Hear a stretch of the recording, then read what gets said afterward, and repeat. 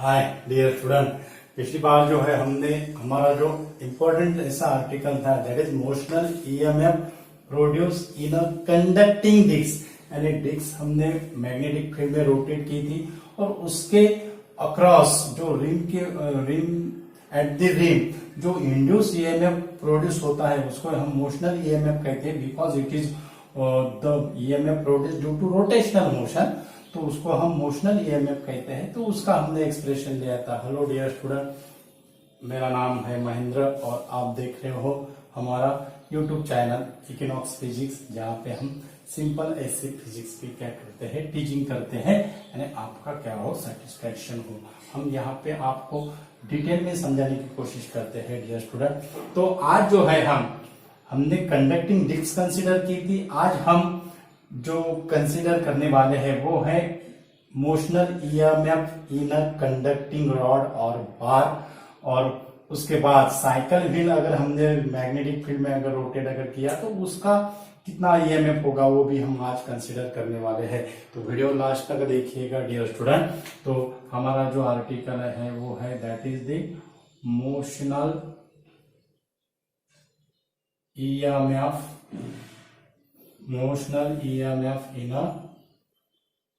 in a conducting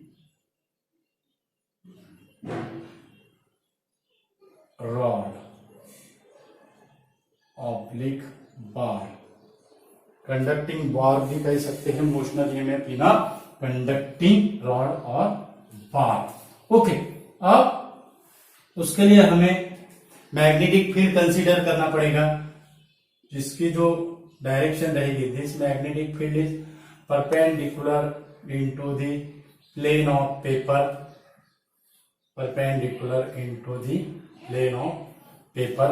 okay, और उसके बाद ये जो रॉड जो है, ये रॉड इसमें ऐसा, ये जो रॉड है, बार है, इसमें ऐसा क्या होता है, रोटेट होता है। That is the rod is rotate about it's one and. ये बहुत इंपॉर्टेंट है। Rod is rotate about it's one and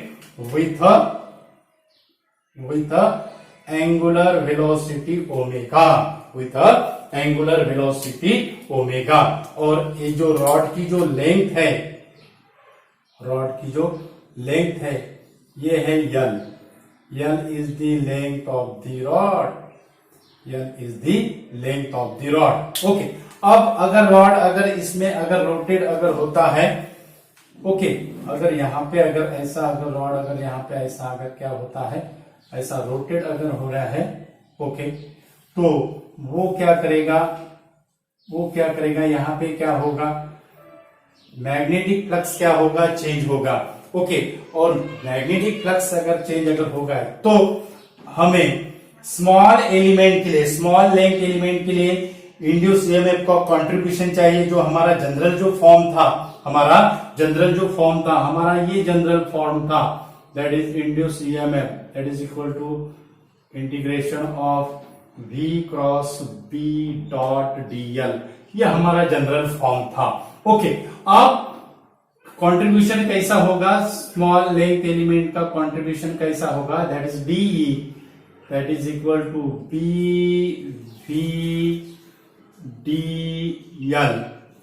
क्यों V क्रॉस D, यानी दोनों का जो एंगल है, V और B का जो एंगल रहेगा वो एंगल कितना रहेगा, that is the 90 degree. Okay, तो उसके बाद यहां पे हमें ये जो है ये है स्मॉल लेंथ एलिमेंट, ये है स्मॉल लेंथ एलिमेंट।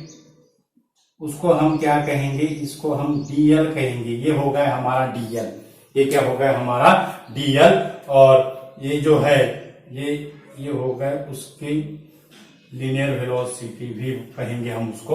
ओके, उसके बाद ये जो रहेगा de bv dl। अब v जो है, v एंगुलर वेलोसिटी और इसकी जो रेडियस जो रहेगी, पाथ जो फॉर्म करेगा उसकी जो रेडियस रहेगी, it is equal to length of the rod, it is equal to length of the rod. तो ये हमारा जनरल रिलेशन है, V equal to R into omega. Okay, V का कन्वर्शन में R इंटू ओमेगा में करना है, एंगुलर वेलोसिटी के फॉर्म में करना है। तो यहाँ पे जो रेडियस जो होगी it is equal to length of the rod, तो यहाँ पे हमें क्या मिलेगा, v equal to omega L, v equal to क्या मिलेगा, omega L. So D that is equal to B V की वैल्यू क्या है, omega L D L, B omega L D L. अब ये होगा स्मॉल लेंथ एलिमेंट का contribution. अब हमें टोटल लेंथ के लिए अगर EMF induce across the ends of the rod due to net EMF अगर निकालना है तो इसको हमें क्या करना पड़ेगा, इंटीग्रेशन करना पड़ेगा। और इंटीग्रेशन का जो लिमिट होगा वो कहां से होगा, that is L equal to 0 to L equal to capital L. तो इसको हम इंटीग्रेशन करेंगे, integration net EMF total EMF across the ends of the rod that is 0 to L DE, 0 to L DE, 0 to L DE, 0 to L DE. तो इसमें अगर हमने B और omega constant है वो इंटीग्रेशन के बाहर लेते हैं तो यहां पे हमें क्या मिलेगा, 0 to L L D L, यहां पे हमें क्या मिलेगा, 0 to L L D L. Okay, तो यहां पे हमें ईएमएफ क्या मिलेगा, EMF that is equal to B omega और एल डी एल का इंटीग्रेशन अगर हमने किया तो हमें क्या मिलेगा, एल स्क्वायर बाय 2 और उसको लिमिट सब्स्टिट्यूट करने के बाद भी वही हमें मिलेगा B omega L square by 2। उसको हम ऐसे भी लिख सकते हैं that is 1/2 B omega L square, 1/2 B omega L square, 1/2 B omega L square. Okay, अब ये जो ओमेगा है ये ओमेगा का कन्वर्शन अगर हमने 2 पाई फ्रीक्वेंसी की इसमें अगर किया है that is n is the frequency of rotation, n is the frequency of rotation और t is the time period required for rotation, t is the time period required for rotation। so omega equal to क्या होगा, omega equal to 2 pi by t, omega equal to 2 pi by t और इसको हम कैसे लिखेंगे, 2 pi n, omega equal to 2 pi by T और इसको हम कैसे लिखेंगे, 2 पाई एन। ओके, ओमेगा की वैल्यू 2 पाई बाई टी अगर हमने यहाँ पे अगर सब्स्टिट्यूट अगर किया तो हमें क्या इक्वेशन मिलेगा, ओमेगा की वैल्यू हमें 2 पाई बाई टी यहाँ पे सब्स्टिट्यूट अगर किया तो हमें क्या मिलेगा, दैट इज 1/2 बी, ओमेगा की value 2 pi by T, 2 pi by T यहां पे होगा एल स्क्वायर, यहां पे क्या होगा, एल स्क्वायर। ओके, और उसके बाद ये जो 2 क्या हो जाएगा, कैंसिल हो जाएगा और पाई एल स्क्वायर जो है, पाई एल स्क्वायर जो है it is the area, it is the area. So ये इक्वेशन कैसा होगा, EMF across the ends of the rod, EMF across the ends of the rod that is equal to B A by T और EMF equal to B A N। ये क्या है, ये क्या है, इक्वेशन है इंड्यूस EMF के where N is the frequency of rotation, N is the frequency of rotation. तो ये था हमारा expression motional EMF in a conducting rod और बार। सेम एक्सप्रेशन आया है, सिर्फ यल का जो कंसिडरेशन था कंडक्टिंग डिस्क में वो यहाँ पे रेडियस ऑफ द डिस्क था, लेकिन यहाँ पे जो रेडियस होगी it is equal to length of the rod. Same expression आता है। और अगर हमने साइकिल व्हील अगर उसमें अगर हमने साइकिल व्हील अगर रोटेट अगर किया, साइकिल व्हील अगर हमने इसमें साइकिल व्हील अगर रोटेट अगर किया तो साइकिल व्हील का भी सेम एक्सप्रेशन आएगा। Cycle wheel motional EMF due to motional EMF due to cycle wheel, motional EMF due to cycle wheel. अगर हमने यहां पे अगर मैग्नेटिक फील्ड में जो प्लेन जो है ये साइकिल व्हील होगा, ये क्या हो गया, साइकिल व्हील हो गया। अगर साइकिल व्हील अगर रोटेट अगर करते हैं तो साइकिल व्हील में क्या रहते हैं, स्पोक रहेंगे। ओके, तो जो ईएमएफ जो इंड्यूस होगा across the single spoke, it is equal to the net EMF. यहां पे ध्यान में रखना है, because induce EMF is independent upon the number of spoke.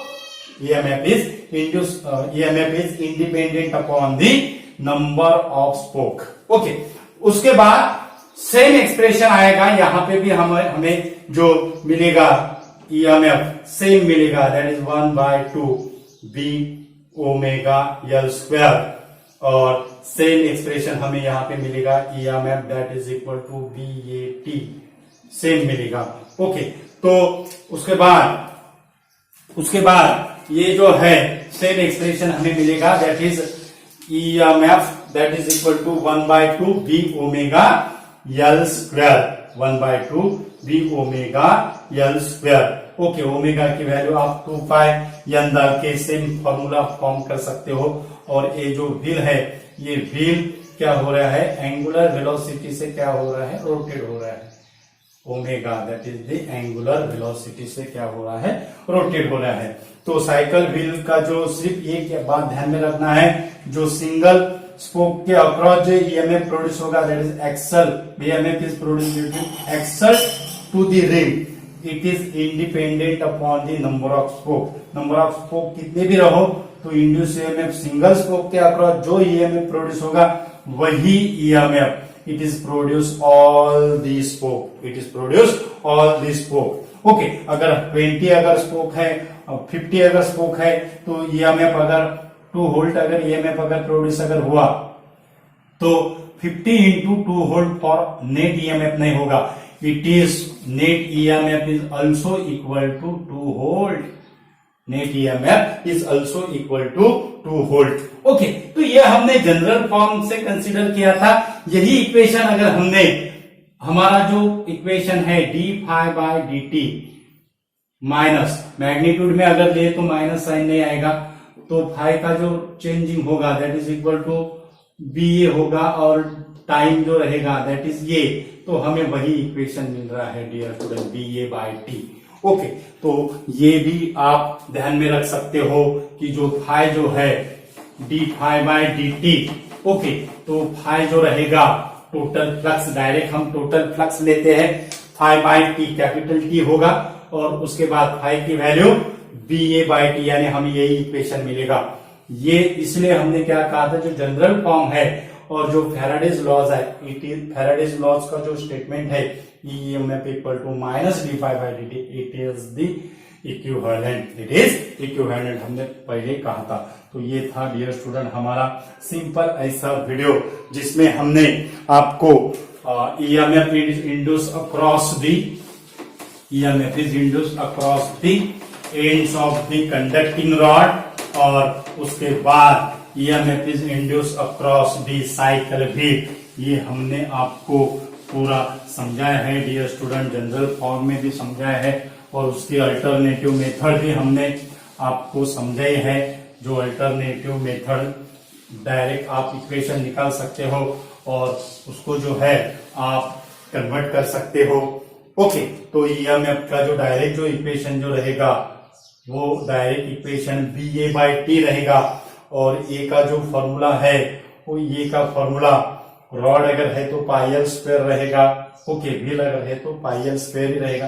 तो हमें सेम फॉर्मूला मिलेगा डियर स्टूडेंट। ए को पायल स्क्वायर में कन्वर्ट करना है और टी जो है वो फ्रीक्वेंसी में कन्वर्ट करना है और ओमेगा के लिए frequency that is equal to omega upon 2 pi. तो सेम एक्सप्रेशन आएगा वो जनरल फॉर्म का और फैराडेज लॉज का इक्वेशन लेकर। Okay, thank you so much dear student. ये जो वीडियो है ज्यादा से ज्यादा स्टूडेंट को शेयर कीजिए और हमारे चैनल पे अगर नया अगर यूजर है तो हमारा चैनल ऐसे सब्सक्राइब कीजिए। Thank you so much once again.